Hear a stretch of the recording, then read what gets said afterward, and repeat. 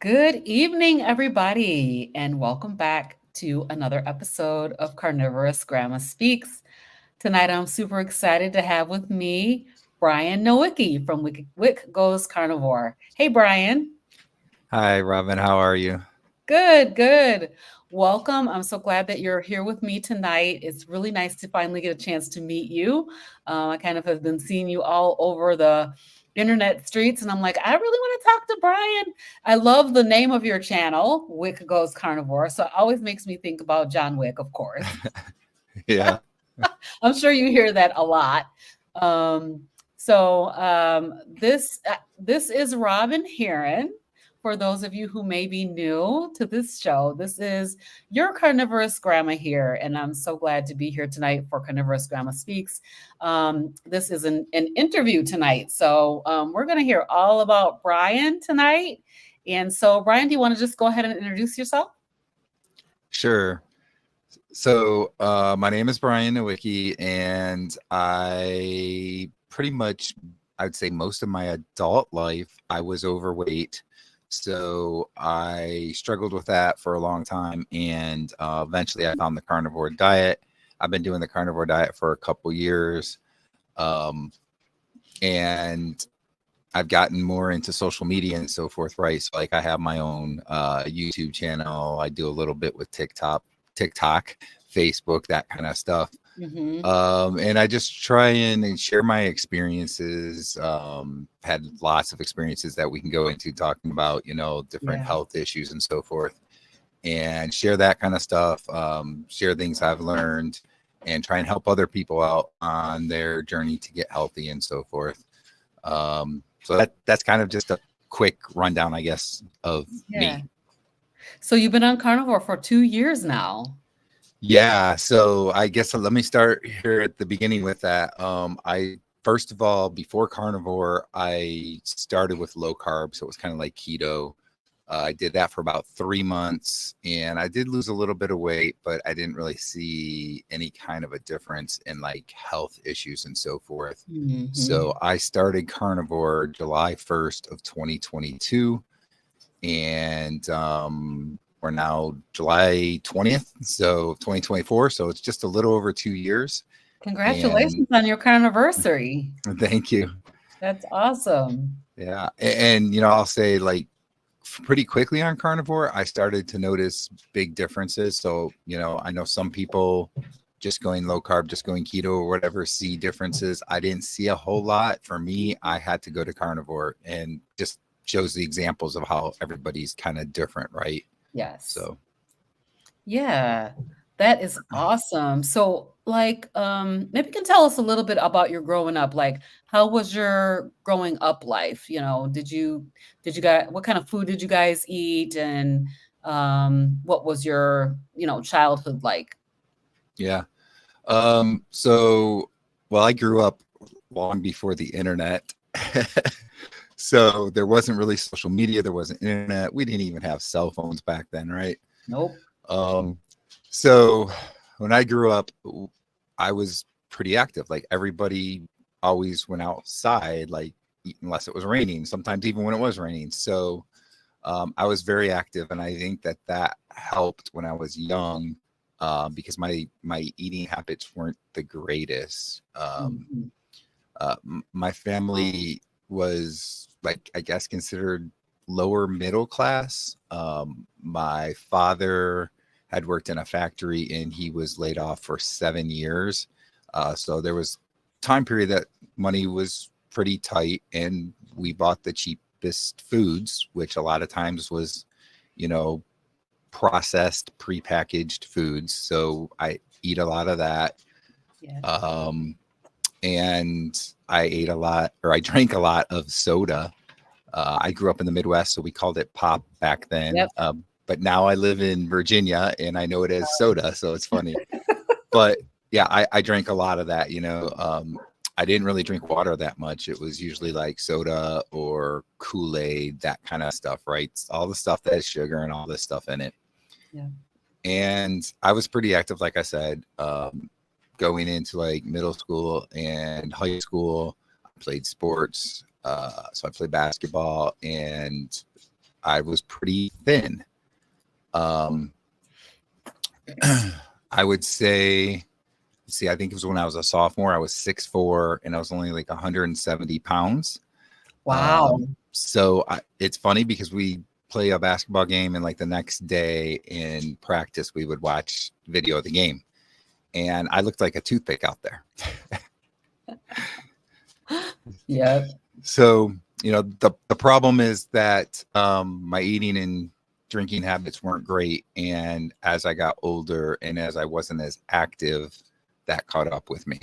Yeah. So as I got into my 20s, I started to gain weight, and I got married. And then I guess 28, I think, somewhere in there, I developed high blood pressure. Mm-hmm. So I went on medication for high blood pressure. My wife got pregnant with twins. Oh, nice. And yep. And I ate probably just as much as her during the pregnancy and gained weight like she did. Mhm. She, after having the kids, lost a good amount of that weight, maybe even all of it. And I, of course, did not lose the weight. Mhm. So pretty much now for over 30 years, I've been, or I shouldn't say over 30 years because a couple years short, maybe, but around close to 30 years, I've been overweight. So Okay. most of my adult life. And back in 2017, actually, I kind of got to what I felt was like my lowest point. Like I really needed to do something. I just wasn't healthy. Um, let's see, I think I was like 43 years old, I think at the time, something like that. And I just felt that I really needed to do something. I found a diet that actually kind of worked for me because I tried other diets that didn't work. I tried like uh, what do they call it, Weight Watchers, stuff like that, right? None of that Mhm. stuff seemed to work for me. But I found this diet from this guy that was targeting like men over 40, and it worked with a certain way of eating and then exercising a lot. Okay. And I did lose quite a bit of weight. In about 8 months or so, I lost like 100 pounds, a little over 100 pounds. Oh. So I got pretty good there. Um, but the problem was it was kind of low carb and low fat. Oh, So I it's I hard. was I was really hurting my body in terms of Mhm. nutrition, right? Yep. And I just couldn't sustain it.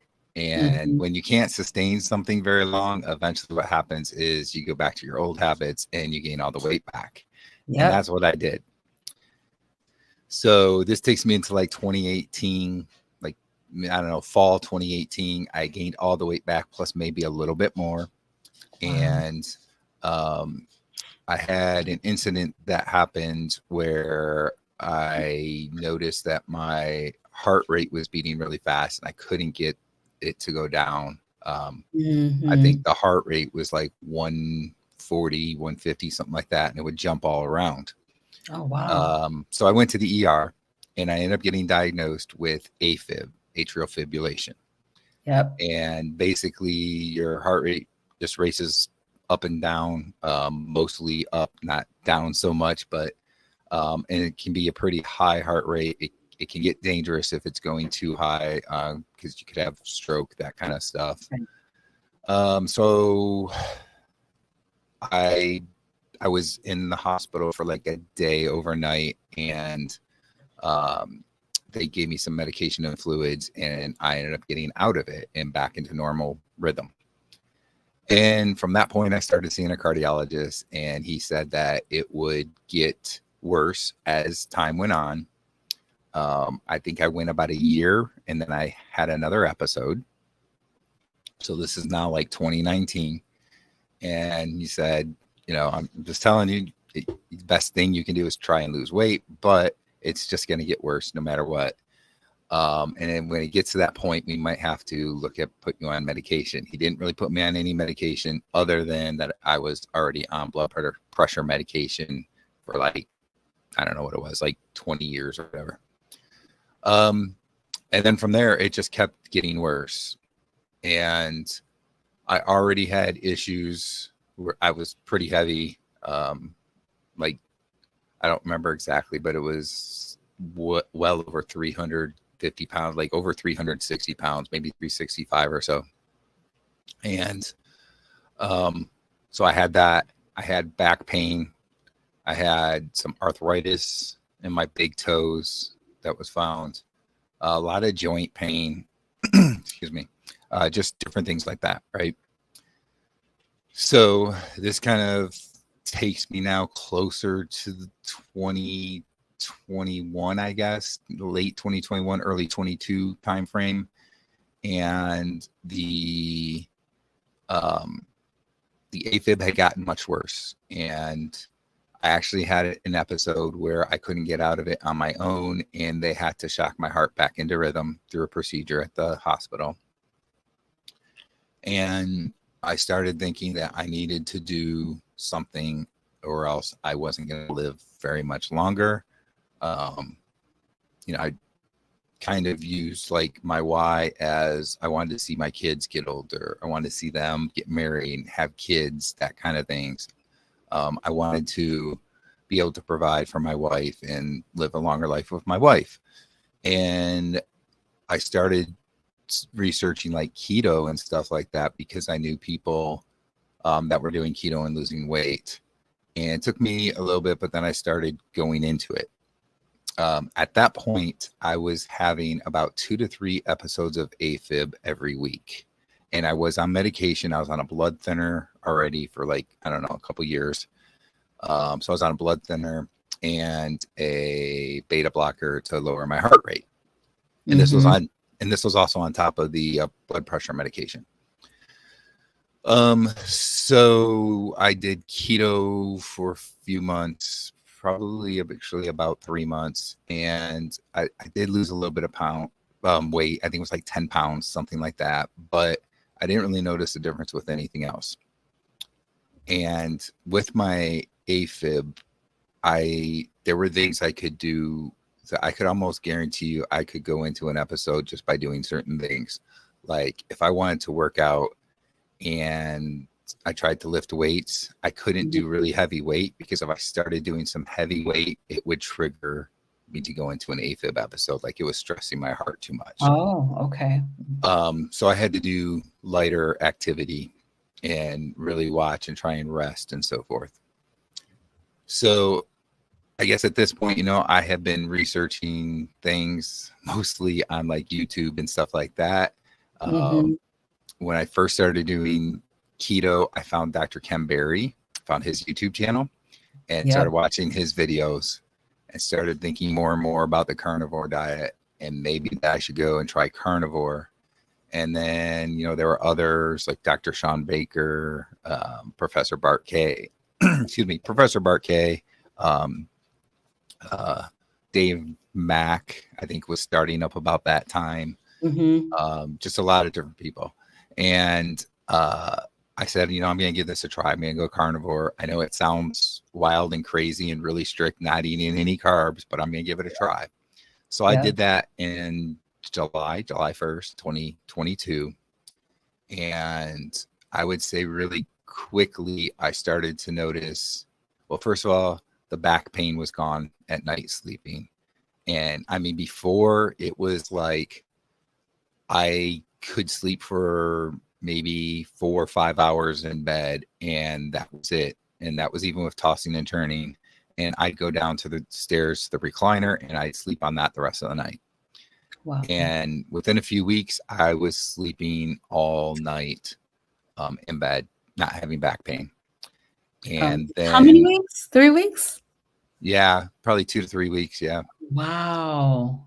And my wife also said to me, you know what, you are not snoring anymore because I used to snore a lot.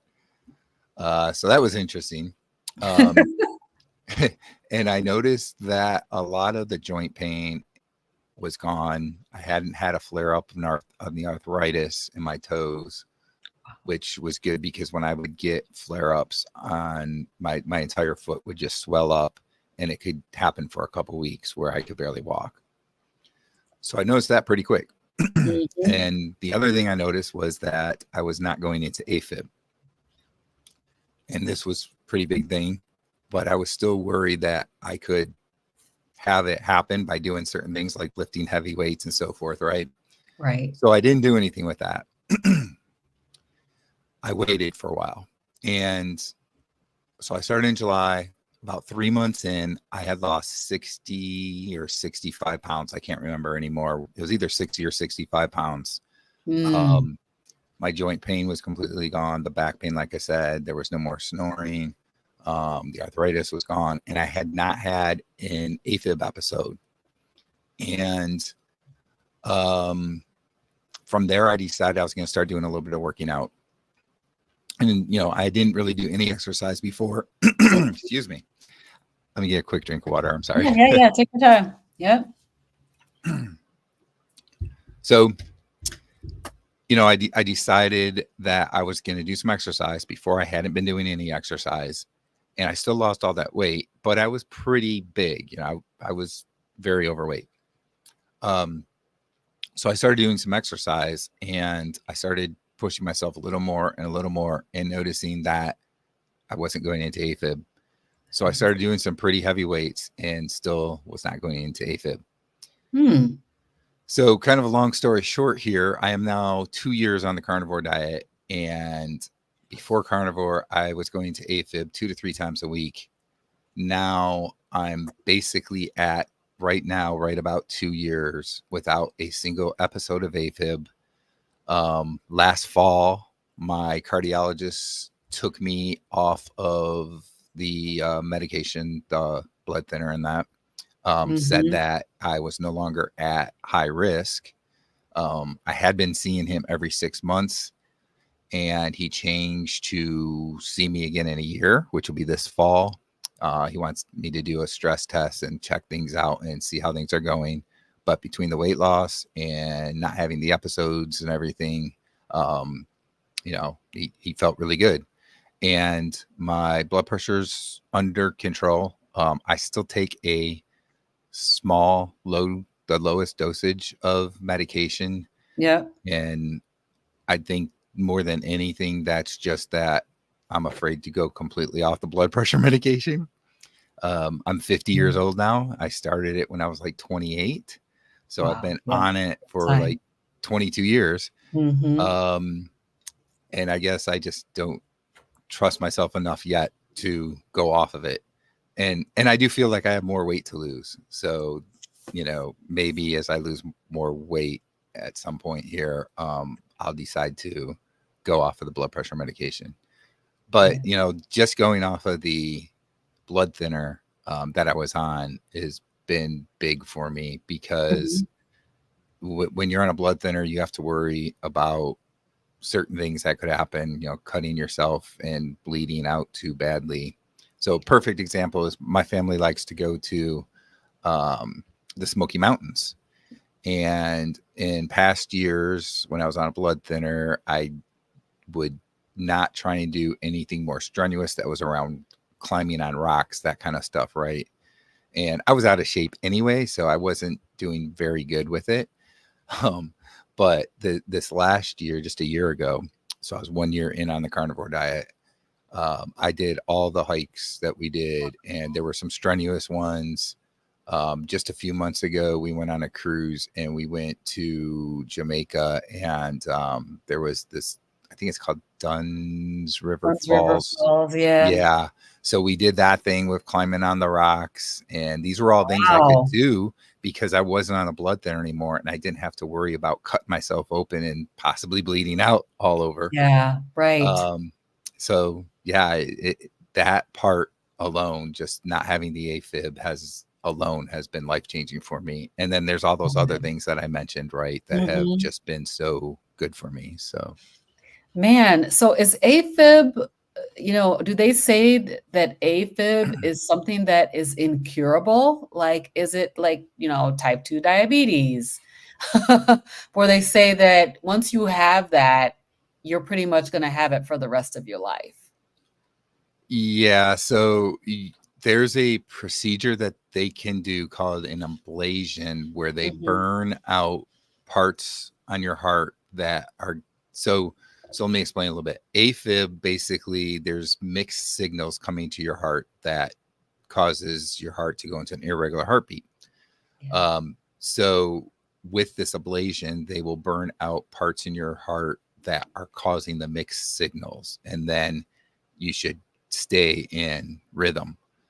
But there's no guarantee that you won't go back into AFib, especially if whatever is causing it hasn't changed. You haven't changed that part of your lifestyle. You're most likely going to eventually go back into it. Um, and there are times when the part that they have to burn out on your heart actually is a very important piece of your heart, and they have to put a Okay. pacemaker in because of it. So that's, to me, that's kind of a really risky thing Yes. to do. And again, that you could very well go back into it if you're not changing how you're eating, exercising, that kind of stuff. You're overweight. Most likely, you're probably going to go back into it again if you're the type of Hmm. person that already got it. Right. So there's not really necessarily a cure. Um, and it's funny because most doctors, cardiologists will tell you that you can't fix AFib by your diet. That's kind of what mine said originally. Mm. And he kind of was shocked at how things have worked with me and said, well, it's obviously worked for you. So I'm not going to tell you not to do it. Right. Yeah. So, yeah, I don't know. It's one of those interesting things. If you listen to Dr. Barry, I don't remember because he's got so many videos out He there, does. but he had one video where he talked about AFib and Okay. um, a nerve. I can't remember what it is, but it's up on your neck, and how um, basically insulin resistance can cause issues with that nerve, which can cause signals to your heart to cause the AFib. Okay. So considering that I haven't had an episode in like 2 years, I'm thinking that's probably what was causing my AFib. Doesn't mean that Mm. everybody's AFib is caused by that same thing, but Right. in That's true. my case, it seems like that's what it was. Wow, that's pretty incredible, actually. I always think about my father-in-law because last year he ended up having open heart surgery. He had AFib, and he ended up, having that ablation done during the open heart surgery that he had last year. And I always think, like, I wonder if a dietary change could have impacted the fact that he had to have the open heart surgery in the first place.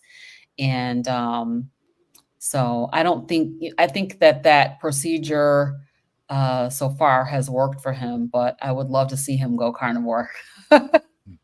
Yeah. I think it would be amazing if he went carnivore because, a lot of heart disease is definitely caused by, metabolic syndrome and high insulin, high sugar, high level of sugar in the blood, inflammation, all those kinds of things. So I think it's very incredible that you have. I'm not going to call what it is, but you haven't had an episode in 2 years, which is absolutely incredible. So congratulations on that. That's amazing. Yeah. Thank Yeah, you. that's definitely worth doing. And like, just the fact that 2 years free of that is really, really awesome. So I love to hear that. Yeah. Um, yeah, I was just wondering, like, what do the doctors say about it? And did your doctor, when you talked to your doctor and told him that you're doing a carnivore diet, did he have any objections or anything like that, or what did he think about it? Yeah. So my cardiologist, I just said low carb. I didn't really say Oh, carnivore because I figured that might be a okay. little bit too hard for him to understand. But he at first said, "Well, I think Mediterranean diet would be better." But when he saw all my results, he saw me losing weight, and then he saw that I Mhm. wasn't going into AFib. He was definitely open to it, and he's like, "Yeah, I think that um, I'm not going to tell you not to do it because it seems to be working for you." Right. Um, my my primary care physician was completely different. He basically said that was not a good idea. you can't do that. And all I said was low carb. I didn't even say carnivore where there was no carbs at all. I just said I was kind of going low carb, cutting out sugar, stuff like that. And he's like, well, cutting out sugar is good, but you got to have carbs. And I'm like thinking to myself, well, carbs, when you eat them, turn into glucose in your body, which is sugar. But anyway, so he didn't really like it. And then he ended up leaving and I got a new doctor. And I just saw that doctor this spring for the first time. And he said some things that were really kind of eye-opening to me.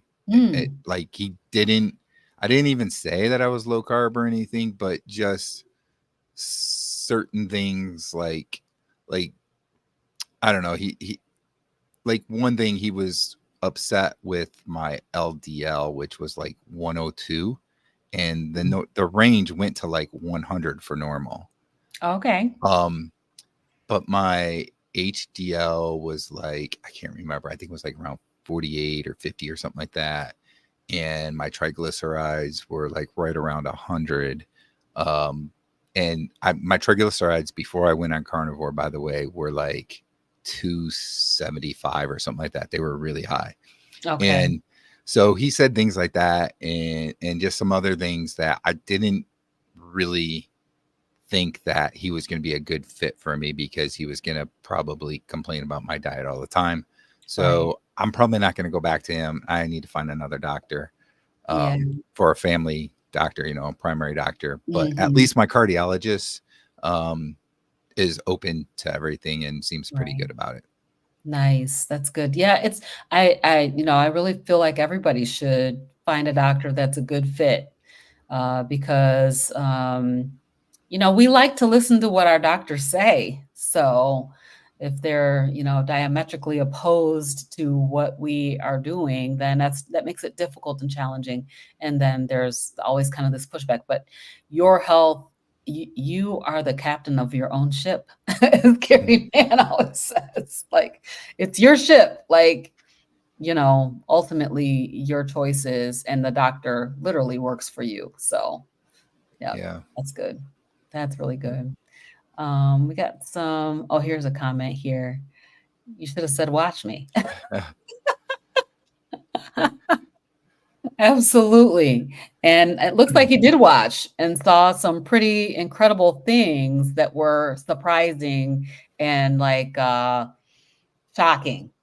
And I think that that's happening to so many people across the country and across the world, that, all these kind of incurable diseases and issues are being reversed, being addressed through a proper human diet. Now, I had high blood pressure. Um, I actually started to have these headaches, and I was like, I wondered if it was blood pressure. I don't know what made me think that, but I was like, I feel like maybe my blood pressure is creeping up. So I started taking my blood pressure at work every morning and realized that it was going up. My doctor put me on medicine, and I actually cured my hypertension with the keto diet. So, it can be different for everybody. Like, keto might work in some cases, where carnivore works in other cases to address those types of issues. But yeah, so keto worked for that for me. My issue was I couldn't deal with the carbs. I have like a carb addiction, I would call it. Um, and so the carbs would just make me go crazy. And I kept going off and on, which is not good, like continuing the yo yo diet, even on keto. So I ultimately ended up on carnivore. And it's been working really, really good for me. So Christy's here. Hey, Christy. You know Christy at Meeting Yeah. Wellness? Yep. Yes, that's Hello, my Christy. girl. Yep, she's in my Well, girly group. so one So, thing I was going to say about the doctors, this is mhm, one thing that gets me. Like, I see a lot of doctors on like YouTube or Twitter or X or whatever it's called now. um, that Mhm. will say things like, these people that are going low carb are um, going to kill themselves in the long run over time, right? Eating that way. And I look at it as an older adult, Mhm.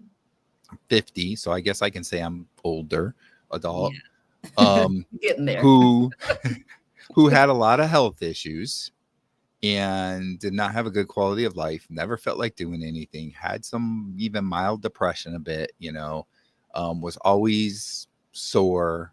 If I'd had flare ups, there were times that I would just be sitting on a recliner basically for 2 weeks with my foot up, trying to get the swelling down, that kind of stuff. So for somebody like that, that then goes to this way of eating and fixes all that and has a high quality of life, I think that's a good trade off if even it is a problem, which I don't agree that it is a problem over time. And I Mhm. don't think that there are any studies that will ever be able to back anything like that up. Right. But even if it was, for me, the better quality of life at this point in my life is definitely better.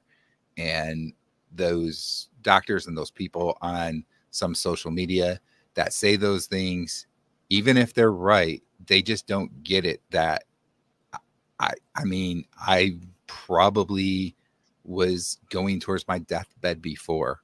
So I actually helped myself and I have a better quality of Yeah. life. But they don't seem to get that for some reason. And I don't know why. Yeah, I don't know too. Dr. Nelson is saying, "Can you show me the studies?" Ask them. What study are you referencing that tells you that that is the case? Because that's the thing of it is there isn't one. They're not going Yeah. to be able to cite one because there isn't one. Yeah. That's Um, a good point. so I agree. Thank you, Dr. Nelson, for that because that actually is really, really true. And people are just talking but they don't have anything behind what they're saying, necessarily. So I think it's a good question to ask is to, show me something valid that tells me that what you're saying is accurate. And I don't think it's out there. Yeah, I think the biggest thing that they come up with is saying your cholesterol. If you have high cholesterol, that there's the association, but that's the key. It's an association, and that Exactly. also doesn't account for the people that have low or normal cholesterol and have problems, have heart attack, Exactly. whatever. Yeah, So and I've been hearing lately, and I don't have any studies to cite either, but I have been hearing lately that having low cholesterol is now the thing that'll cause you to have a heart attack. Like, so now it's the tides are turning and tides keep going back and forth. I think we got to do what makes us feel good. And I think that people need to really I feel like people need to just try a carnivore diet. Try a keto carnivore diet and see how you feel and whether or not you're able to correct any of the issues that you have. I think it's worth trying. I don't think it's going to hurt you to try it. That's my opinion on that. yeah. Yeah. So, let's see. So tell us a little bit about your YouTube channel. How did you get started doing a YouTube channel? Because that's jumping off the cliff. Yeah. So actually, before I had gone to carnivore, I was starting to do a little bit of a YouTube channel with my son. Um, And so that's kind of where the whole Wick thing comes from. Last name is Nowicki, but his like nickname was Wick, right? So like some of his friends will call him Wick and stuff. So that kind of became his nickname. And we started doing this like sports type of thing. Like we wanted to talk about sports on YouTube. So we did a few videos that we recorded and so forth. Nothing really big major, but we called ourselves the Wick Boys. Mhm. And I did carnivore, like I said, it was like July 2022. So now this is like spring 2023. I had lost a good amount of weight, and I was like, I think I want to do a YouTube channel. I've been watching different people, like I mentioned, Dave Mack, Mhm. um, Cassie and Larry. I can't remember the name of their channel, but they were a big one that I was watching. Carnivore Quest. There we go, Carnivore Quest. And Yeah. so I was like, I think I want to do a carnivore channel too. Um, my idea was at first that I would kind of promote the carnivore diet and other people that had channels and that kind of stuff, right? And so I used the Wick idea because I had the Wick Boys channel, and um, so I went with Wick Goes Carnivore because Mhm. I'm going on carnivore. So that was the name of the channel. That's kind of how I started up with the channel, and really still didn't know much of what I was doing with things. And I guess over a few months, I started to know some people in the community better. And I guess I kind of changed a little bit. And instead of just trying to promote the carnivore diet, I started giving more of my experiences and talking more about the benefits and Mhm. trying to put out more helpful videos like, if you're starting carnivore diet, try these things, that kind of thing. Yeah. So that's kind of how it evolved. And for quite a while, I guess, into fall 2023, I was doing a lot of live streams and that. As I gotten into this year, I haven't done very many live streams. So this is probably my first live stream, I think, since like April or May. Oh, So it's wow. been a I while. feel Yeah. privileged. Yeah. It's been a while. But yeah, I've interviewed people on my channel. I've gone on to their channels and they've Mhm. interviewed me as well. Yeah. So I do interviews. I have like a section in my channel or a playlist for interviews, and there's, I don't know, maybe 10 or so, 10, 12 interviews in there. Um, and then I just talk a lot about the carnivore diet and whatever, I guess, comes to me to talk about at that time, right? Yeah. Right. Sometimes it's just like what's going on in my life, like experiences. And like when I took a cruise this like a month or so ago, I talked a bit about the cruise ahead of time. And then Mm. after the cruise, I talked a little bit about it too. So, Nice. That is awesome. I actually really love being on YouTube. It's so much fun. It is so much fun. So, what is the most surprising story that you have heard on your YouTube channel as you've been interviewing all these people? hmm, the most surprising story. Um, boy, that's kind of a tough question. I think it, it wasn't really necessarily surprising to me because I had been following his channel for a long time. Okay. But Dave Mack, Yeah. um, because he had a stroke years ago, Hmm. and he's been really strict with his diet. He's great. Like I can never be that strict, and that's probably why I haven't lost all the weight I need to, because there are times that I just mess up, and then I gotta, say, okay, the last couple days haven't been good. I got to go back strict again. But Hmm. anyway, talking about Dave Mack, um, he has done so much, and talking to him and interviewing him, it was just amazing how a stroke from years ago, since he's gone on carnivore, he's actually seen improvements from that stroke, when basically they normally tell you after the first year you're not going to see improvements. And Right. I think he had that when he was like 18, so it was like 20, 30 years ago. um, Amazing. and in the last couple of years he's seen improvements in things that he's had since that stroke. That's just amazing to me. Yeah. I love Dave Mack. He's awesome. Yeah, he's one of my faves out here. He's doing great work on his channel. I mean, he's cranking out interviews and talking to so many people and getting the message out is really awesome. And I also interviewed Dave Mack on my channel, and his story is pretty incredible. So you guys go check those interviews out because Dave Mack, while he is interviewing everybody, has a very amazing story to tell himself. So Hmm. you gotta watch his interviews where he's being interviewed as well. So he's really cool guy. Thanks for that. Cool. Yep. So let's see. So is anybody else in your family on carnivore? Or is it just you? It is just me.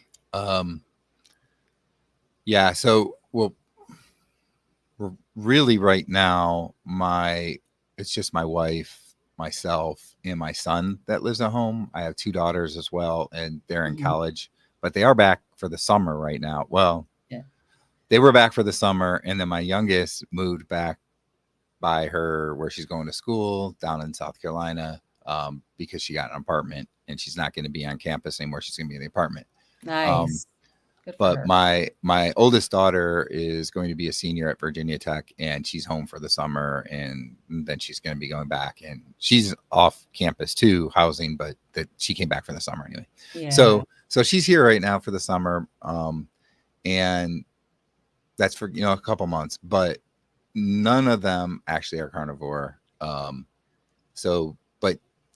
for the part, most of the year, it's my wife, my son, and I, Yeah. and um, that's not as bad for some reason as when my daughters are here, because they tend to eat more junk food for some reason, um, and that tempts me a little bit more. Mhm. So that's one of the interesting things. Like, I've talked a little bit about on my YouTube channel, is that when you're not the only one in the house, but you're the only one doing carnivore, it's a lot different than, like, let's say there's a couple that are doing carnivore together, or an entire family that's doing carnivore together. Because in my house, you can't just go to the pantry and say, I'm taking everything out of the pantry and taking all the bad foods out of there and so forth, Yeah. and that you're going to be fine because there's no food there, right? Those foods still exist because of other people that eat a standard American diet type, and you get tempted by that, and you have to try and learn to get past those cravings and so forth. Right. And I'll say, like, there are times that I do really well, like I don't even seem to be tempted at all, don't have the cravings, and then all it takes is one time eating something that I shouldn't, and then I will struggle for weeks with cravings trying not to eat something. And I'm like, gosh, that really sounds good now. So that makes it a lot more difficult than if Mhm. I was the only one, or we were all doing carnivore, that type of thing. Yeah, that is challenging. My husband is not carnivore. He's really leaning towards keto or ketovore, mostly because it's just my husband and I here, and our little dog. And I just only cook meat pretty much. So I will make vegetables for him sometimes, but sometimes he's like, "Well, did you get anything else at the store?" Nope, just meat. But, so he eats vegetables mostly in meat. Um, but it is challenging. So yesterday, I'll say this. Yesterday we went to an amusement park, and we were with the grandkids. We went with our church youth group. And basically, I was tempted all day by the food that they had at that amusement park. I have not had any kind of temptations. I haven't really felt like cravings very much throughout the course of the time. I've had a few here and there, but yesterday was so hard. Like, everybody was around me eating, onion rings and french fries, and then they have the pizza and this. And for some reason, this amusement park has really good food. Not like Disney, their food is trash. But this amusement park has really good food and everything smelled good. And I just kind of had to like get away and make a video about it because I was struggling, you know. And I used to drink a lot of Diet Coke. That was my jam back in the day. I love Diet Coke.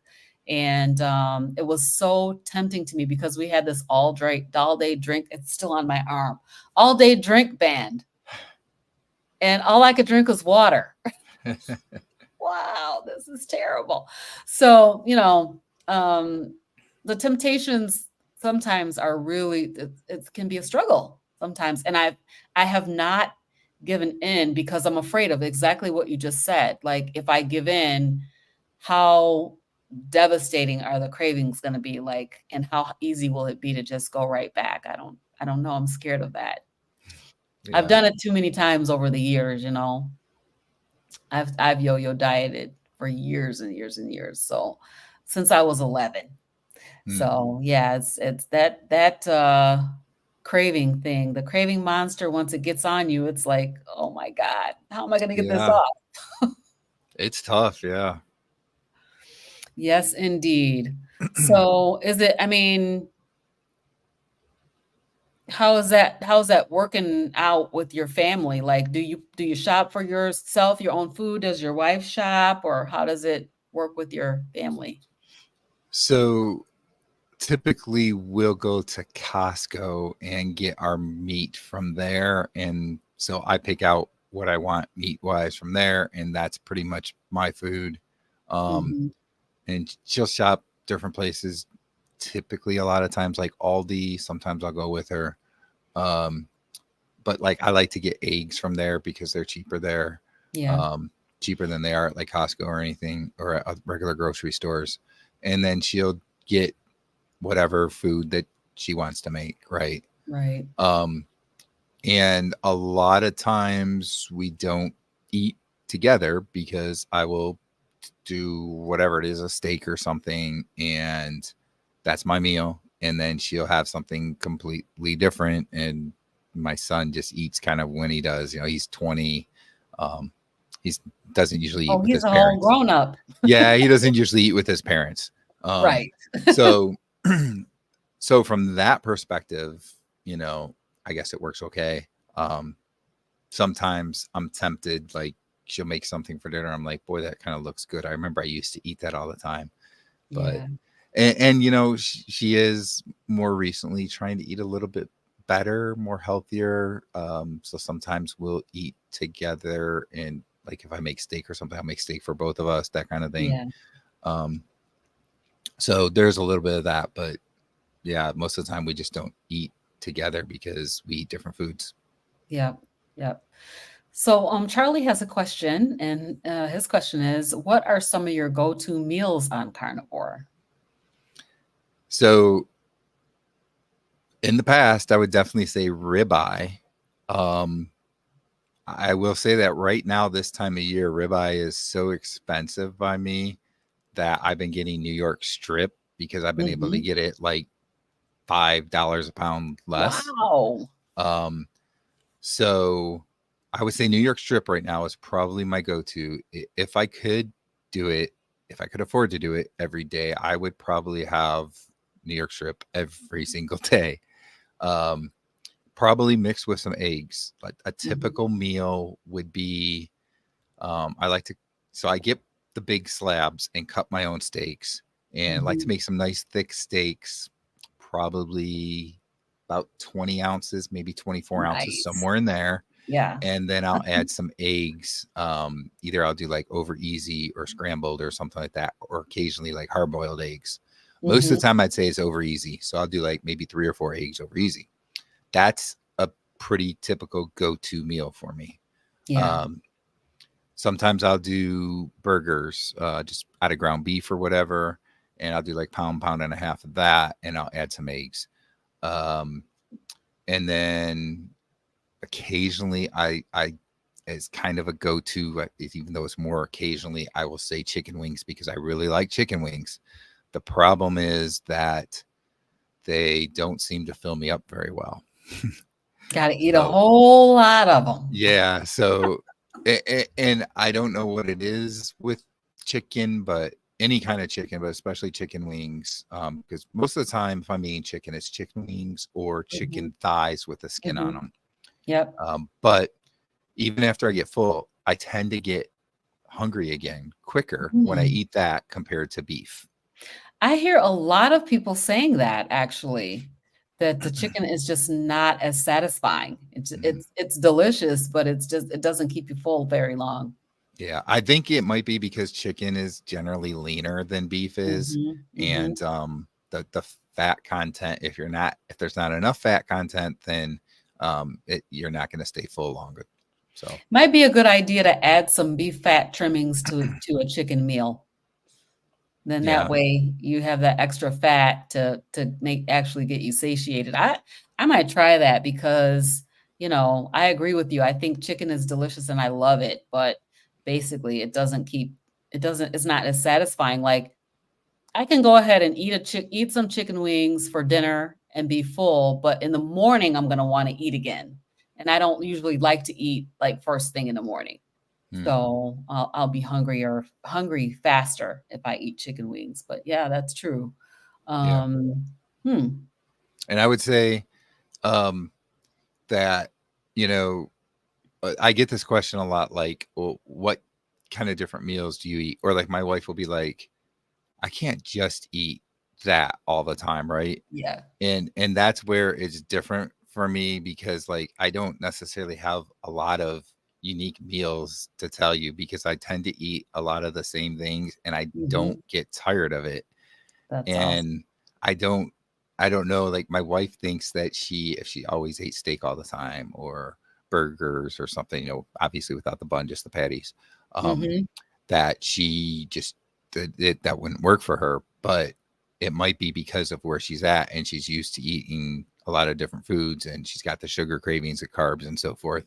And maybe if she ate this way, she wouldn't feel that way anymore. I don't know Right. because that's where I'm at. Like literally I could just sit there and have a steak, maybe some eggs or something, and I could do that every single day.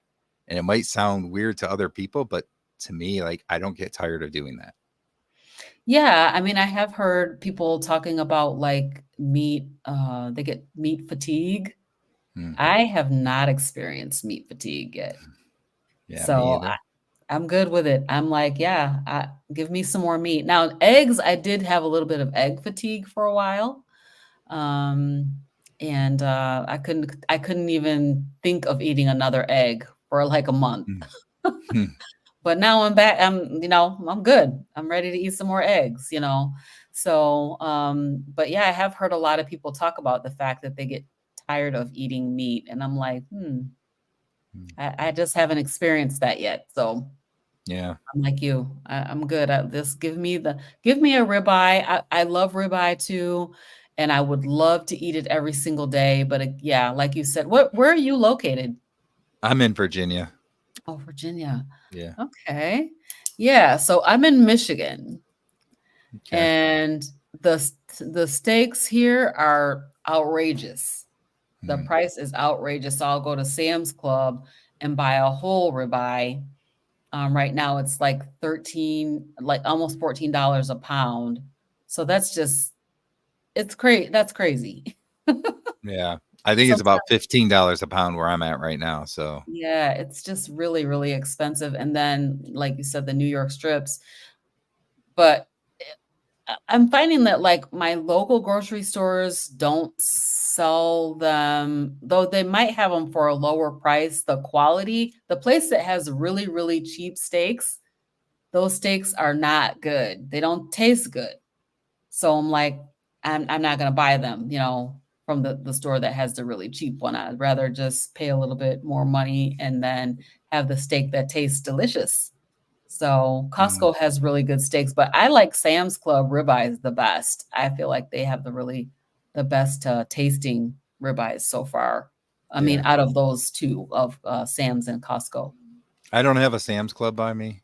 Um, Oh, But okay. but because I have Costco and I tend to get the slabs and cut my own steaks, I'm the same way. I go to a grocery store and it's like that doesn't look like anything like the steak that I cut. It just doesn't Right. look that good to me. Mm-hmm. Um and they're usually so thin. I'm like, I like my steaks medium rare, and I'm Yeah. not even sure like what do you do? Just put it on there for like a Put it on minute and on then each take it off. side? Yeah. Yeah, So I real definitely fast. don't like the ones at the grocery store. No, nope. They're too thin, and, yeah, I get them. So Sam's Club is really nice, so I'm sorry that you don't have one because they will actually cut the steak for you. Costco won't cut it for you, but Sam's Club will cut that steak for you to whatever size you want it.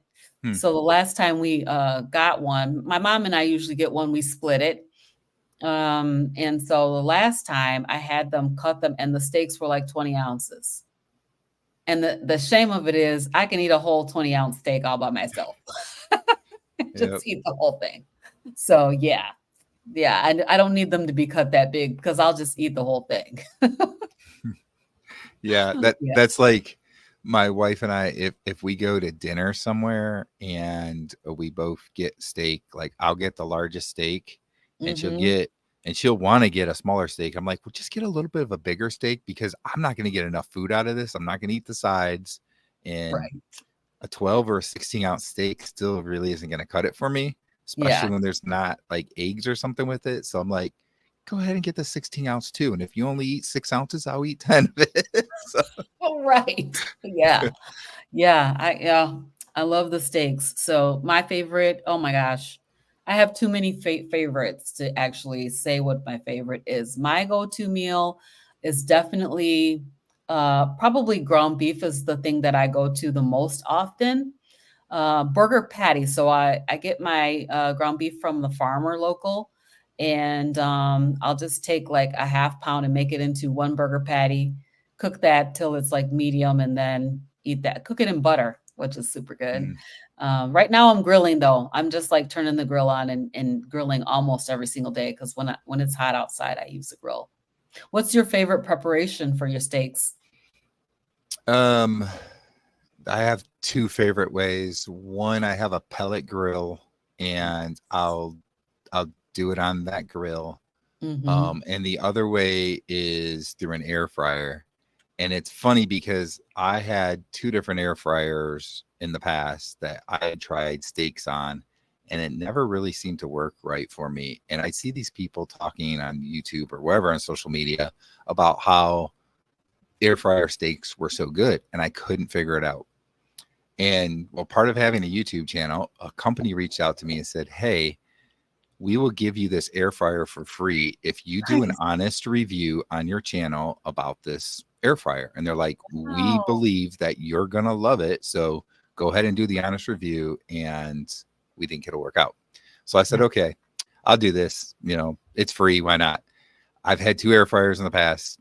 Things work good in it, but steak has never worked good for me. okay.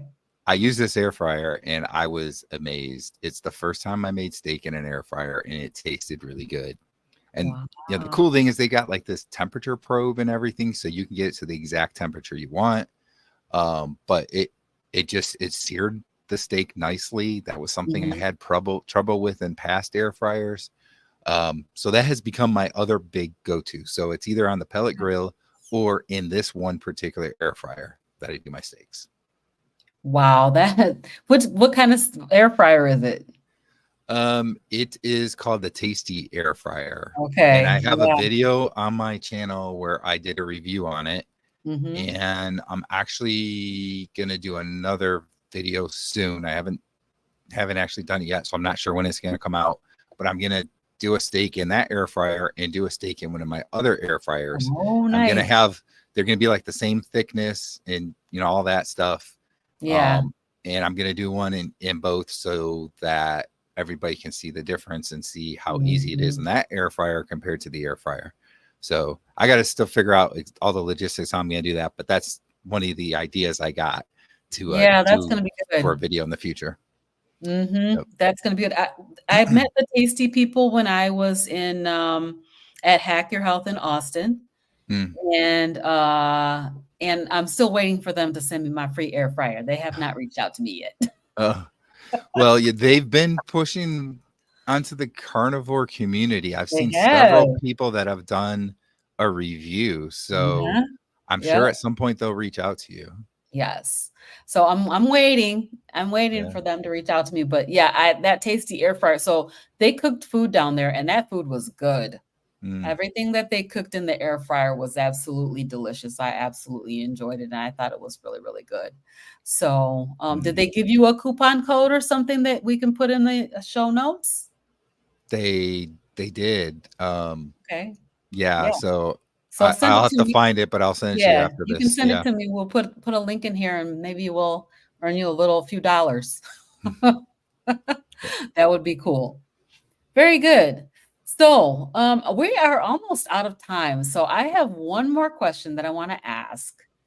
Okay. And I usually always ask everybody, and that is if you had one piece of advice for everybody that you wanted to give, what would that be? One piece of advice. I don't know if I can make it to just one, but Um, I guess first of all, if you're considering the carnivore diet, I highly recommend it. And I highly recommend giving it a try for 30 to 60 days. I think that if you do it for 30 to 60 days, you're going to find that you really like it. But here's my big piece of advice: don't just go overnight into the carnivore diet. A lot of people do that, and some people are okay, don't seem to have problems. Other people have big problems with doing that, and that's why they quit and say it didn't work for them. Um, so definitely ease in. I like to say over 4 to 6 weeks. If you can't ease in that much, maybe 2 to 4 weeks at Mhm. least, but ease into it. You want to first cut out all the really highly processed carbs, sugars, that kind of stuff, and go from there, right? So um, maybe get rid of most of those processed, easy, like frozen dinner types of things, right? And go more to like eating like some vegetables and um, just foods that have maybe 5 to 10 ingredients instead of 30 to 40. And Mhm. slowly over those few weeks, get to the point that you're carnivore diet. That's going to help you to not get as bad symptoms with what they call the keto flu. You won't have as bad of an issue with the loose stools and that kind of stuff. So that's my recommendation. Give it a try, but ease into it, because if you just go full tomorrow, I'm going onto the carnivore diet, and not everybody has this problem, but a good portion of people do. Mhm. They have really loose stools, or they feel sick from it and whatever. And if you do that, chances are a good chance you're just going to say this isn't working for me and I'm going to quit, and you're never going to find out all the benefits that you could have gotten from the carnivore diet. Awesome. I totally agree, 100%. Particularly if you're coming from a standard American diet, it's gonna be challenging that those first few days. And so, I would add on to what Brian said is use your electrolytes. Make sure that you take some electrolytes to supplement with. Keto flu is optional, and so you do not have to experience that. And the way to not experience it is to make sure that you're supplementing with electrolytes. And so there's plenty of videos out here about how you can make your own homemade electrolytes. You can purchase them from places like Element or Salty or Redmond's. So there's lots of places that have them, but you can also make them very cheaply at home. So, make sure that you're getting your electrolyte supplementation in. I want to just pop this up. So here's Christy. She said, I like my tasty air fryer. I got a free one for cooking something in it and making a video. That is awesome. Yeah. So I'm just waiting for them to send me mine, Christy. I don't know what's taking them so long. Well, Um, I have communicated with the one guy in the PR department, so I'll send him your email and say, hey, I know somebody else that's in the community that could possibly do a that would be thing for you. awesome. Thank you. Yeah, because I'm just like, okay, I'm waiting for you guys. So I think that we're at an hour, so I'm not gonna hold you because I'm sure you got things to do this evening. I got a couple things I need to do this evening. I really appreciate you coming on, Brian, and I'm hoping that we get to talk again soon for sure. Want to do Hmm. something together, maybe do some kind of a collab. That would be Yeah. fun. So, all right, you guys. I think that's it for the night. All right, take it easy, everybody. Have a good night. Bye.